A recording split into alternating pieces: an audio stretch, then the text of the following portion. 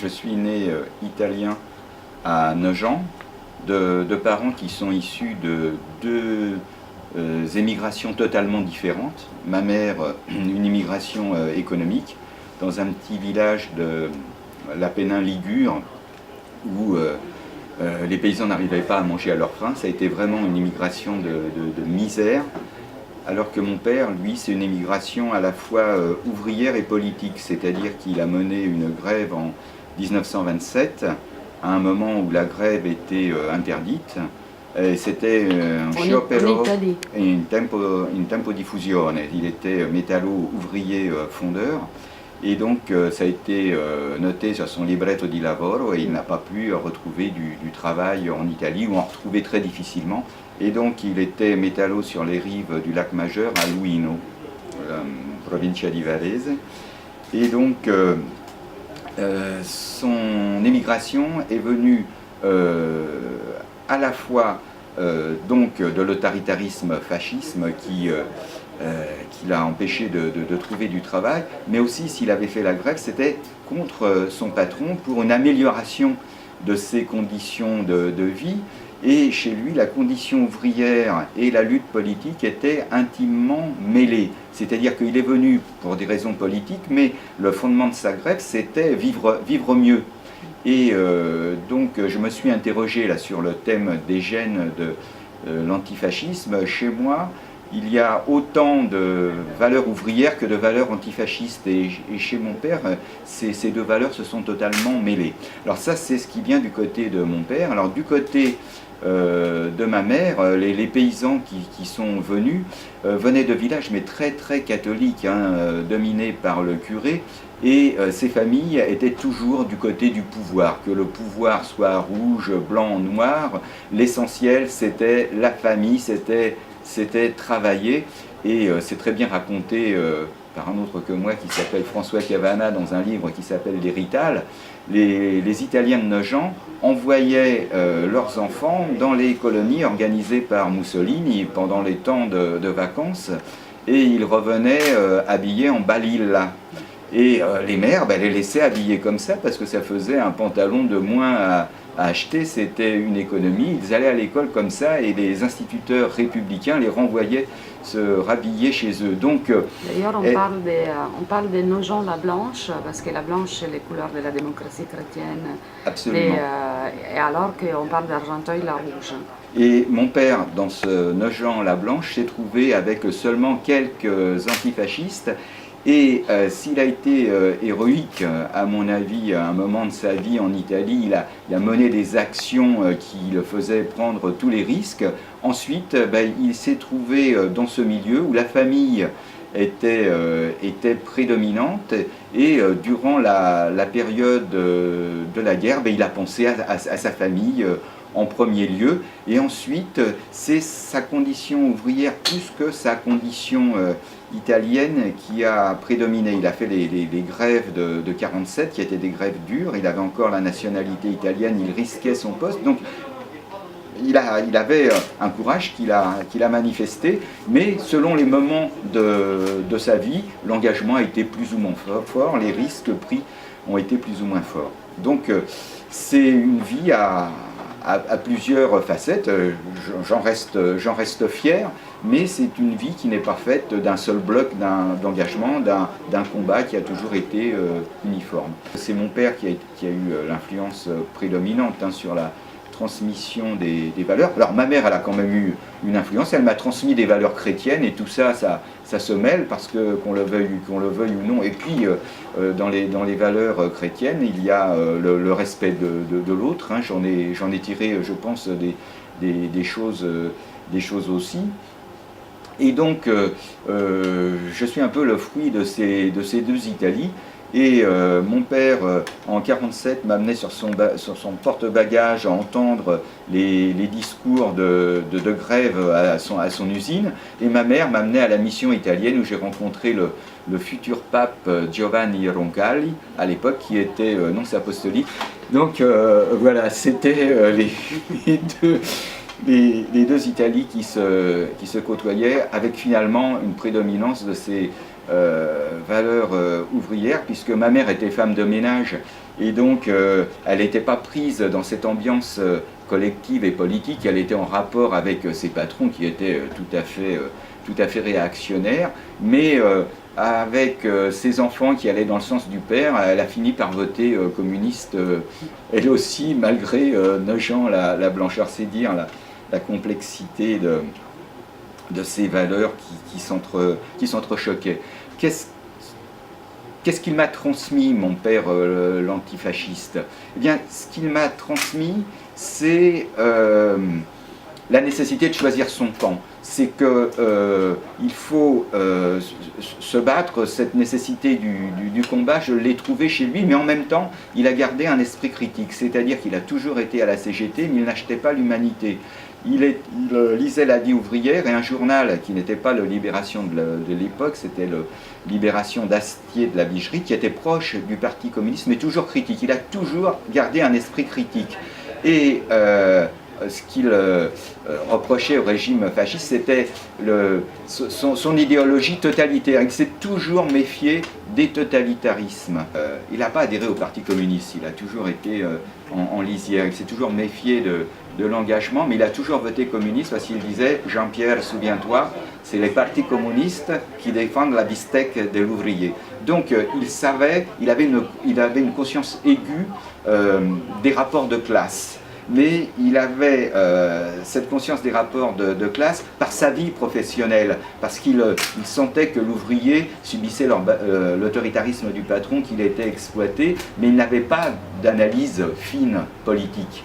Quand il y a eu dans son usine des fouilles au corps, parce que il était mouleur en fonderie dans la région parisienne, il disait mais ils sont en train de, ces fascistes, ils me rappellent Mussolini. Ça a toujours été sa référence de valeur contre tout ce qui pouvait porter atteinte à sa liberté. Il a été à l'école, je ne sais pas s'il y a été jusqu'à 10 ans, il ne savait pas écrire pratiquement, mon père, il avait du mal à faire sa signature. Et ce qui me vient de mes parents aussi, c'est la nécessité de se sortir de la misère, parce qu'on a vécu très, très pauvrement. Et mon père commençait à 5 h du matin dans son usine, il se levait à 4 h, et à 5-6 h du matin, ma mère nous faisait faire des devoirs. Et ce qu'il fallait, c'est s'en tirer. Et je crois que je n'ai pas de capacité particulière, mais que mon parcours scolaire, il est venu de cette pression pour sortir de sa condition. J'étais habitué à me lever très tôt, à m'impliquer dans les études, et j'ai été la grande fierté de mon père, et donc je suis devenu professeur de classe préparatoire aux grandes écoles. Et il a été très fait. Oui, j'étais professeur d'histoire économique dans la préparation à l'école normale supérieure. Et je me suis toujours senti d'un milieu ouvrier, c'est-à-dire que dans ma classe, par exemple, j'avais beaucoup de fils d'avocats, de chirurgiens, etc. Et parfois, j'avais un ou deux fils d'immigrés. Et en début d'année, je demandais à chacun de mettre la profession de ses parents. Alors, je n'étais pas en capacité de le faire au début, mais ensuite, j'ai eu, je pense, suffisamment d'expérience pour dire « je vous demande la profession de vos parents, mais moi je vais vous dire ceux des miens. Hein, ici, il y a beaucoup de fils de chirurgiens, d'avocats, mais moi je vais vous dire ma profession, je suis fils d'immigrés italiens, père ouvrier et mère femme de ménage, et de cette façon, j'avais la sympathie des enfants d'immigrés. Je suis né en 42, et j'ai commencé à aller à l'école en 49, la guerre était proche. Encore, la proximité de la fin de la guerre, hein, c'est 4 ans. Et l'Italie était ennemie de la France, et en France comme en Italie, il y a eu beaucoup de résistants de la dernière heure, et donc l'ennemi était clairement identifié. Donc c'était Brovelli, macaroni, spaghetti, les colibets des copains. Oui, cette italianité, elle a été pas facile à porter dans l'après-guerre, parce que moi j'ai vécu vraiment cette immédiate après-guerre. Vos parents ils vous ont donné un nom bien français, parce que mieux que Jean-Pierre et Leroy. Oui, c'était une volonté d'intégration. Et d'ailleurs, ils ont décidé de naturaliser toute la famille En 1948, donc en 1948, j'ai été naturalisé français. Ma mère vient d'un petit village de l'Apennin Ligure qui a vécu en autarcie de l'an 1000 jusqu'en 1950. C'est-à-dire que mon grand-père coupait le blé à la faucille, il n'y avait pas de roue dans le village pour transporter le foin qui venait de la montagne. On utilisait des traîneaux, des lésets tirés par les vaches.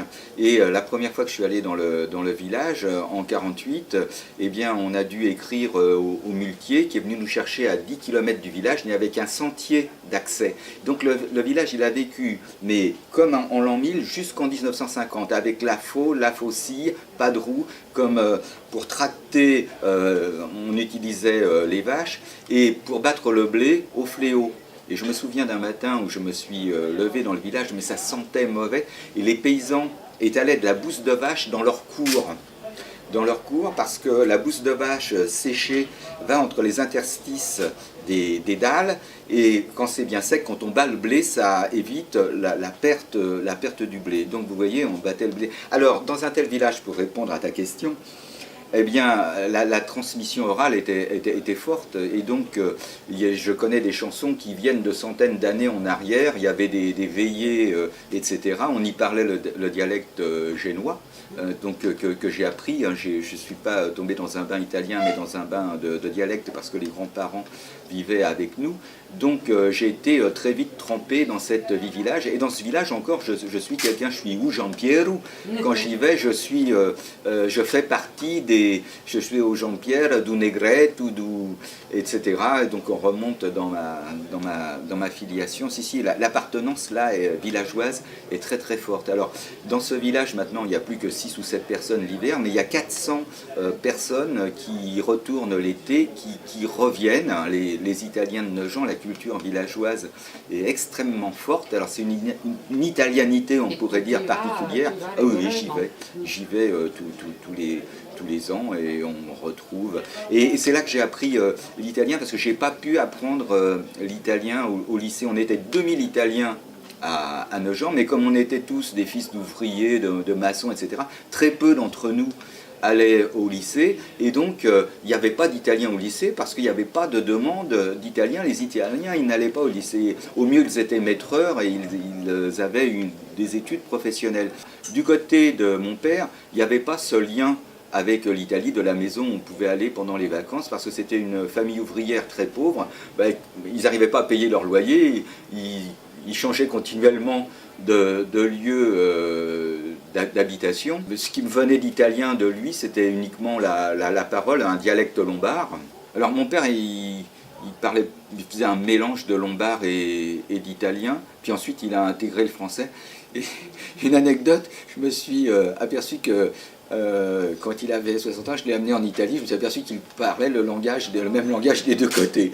C'est-à-dire que maintenant il avait intégré les deux langues, c'est de l'espéranto. Alors que ma mère était capable de bien scinder, elle était allée très peu à l'école aussi, jusqu'à 10 ans, parce qu'il fallait qu'elle garde les vaches dans son village, mais elle avait cette capacité quand même de parler italien malgré le dialecte, et de bien scinder les langues. Alors, entre eux, ils parlaient plutôt un mauvais français. Enfin, mon père un mauvais français, ma mère un bon français qu'elle avait appris dans son livre de messe, mais elle parlait parfaitement le français sans faute d'orthographe. C'est quelqu'un d'étonnant. Ouais, ouais.